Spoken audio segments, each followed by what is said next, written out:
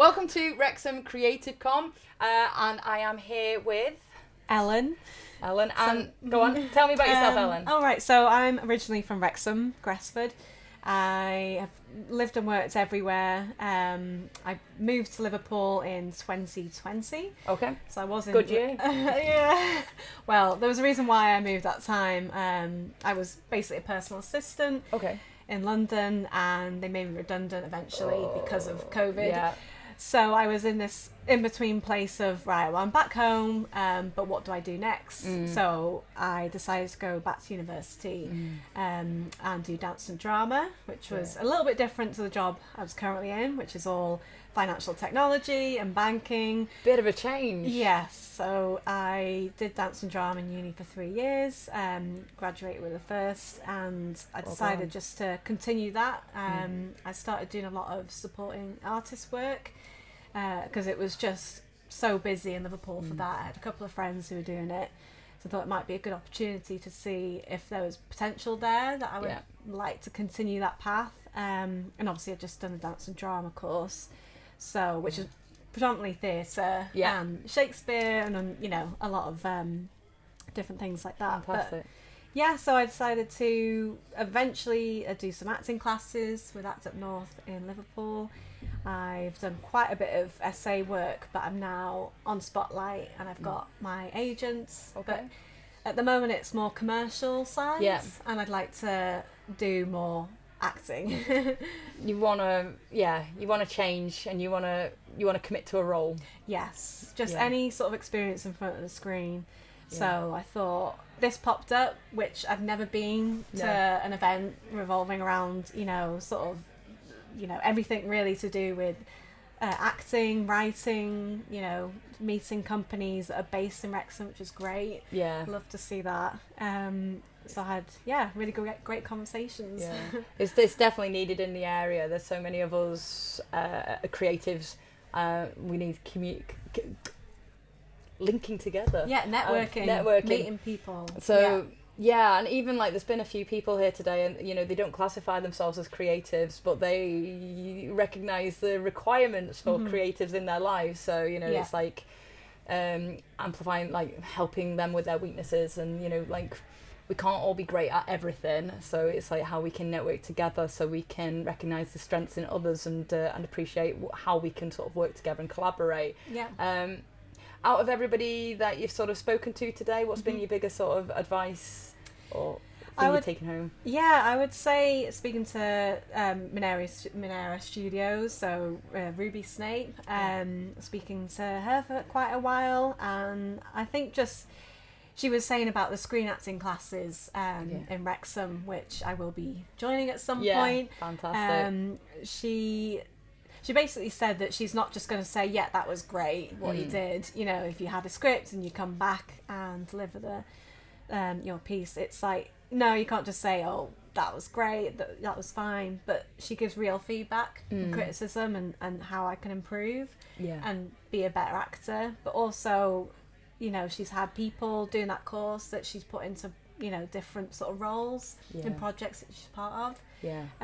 So I think that's just been really nice to know that maybe there's an opportunity there.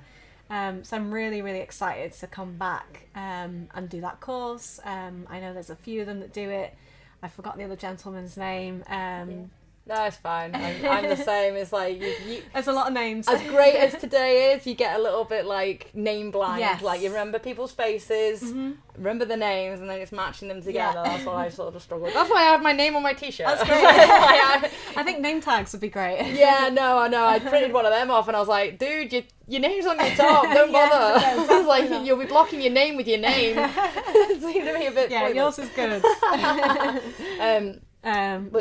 So you've had some good connections that you've made already. You've got a pathway in place. We're going to do these courses. We're going to do the screen acting course. So with being at uni, when you chose to go to uni, I believe you're a little bit older than I was. So I was. Well, I think I was 27 when I started. And I was definitely the oldest by a few years. In the dance yeah. class in particular, the drama, not so bad. I think there was a couple of people in the 30s. I think one was like 48 and turned 50 at the end.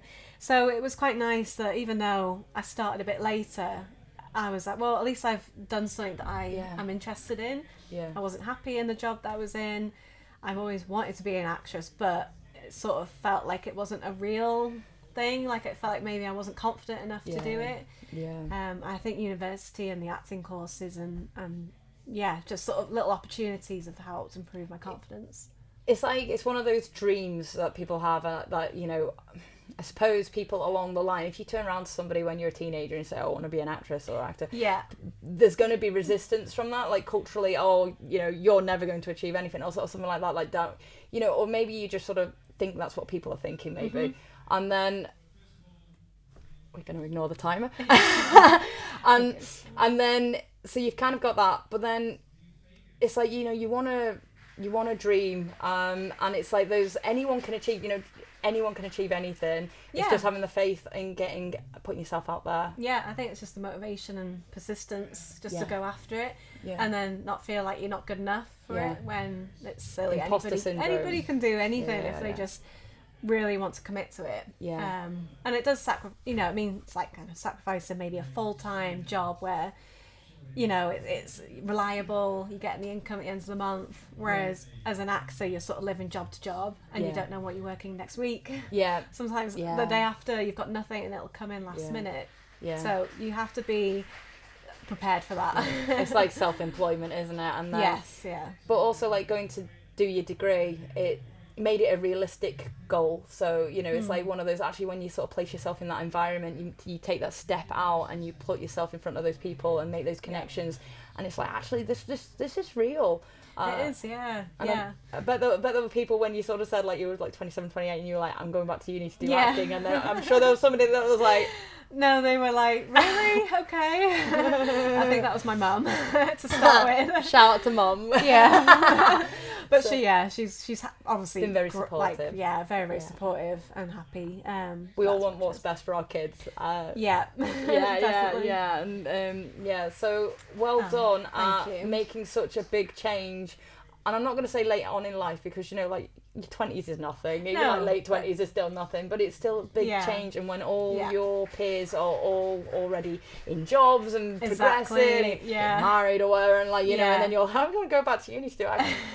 That's like a huge change. So, you know, credit to you there. So thank you. If you could give your 21-year-old self some advice, what would it be? To follow your dreams sooner.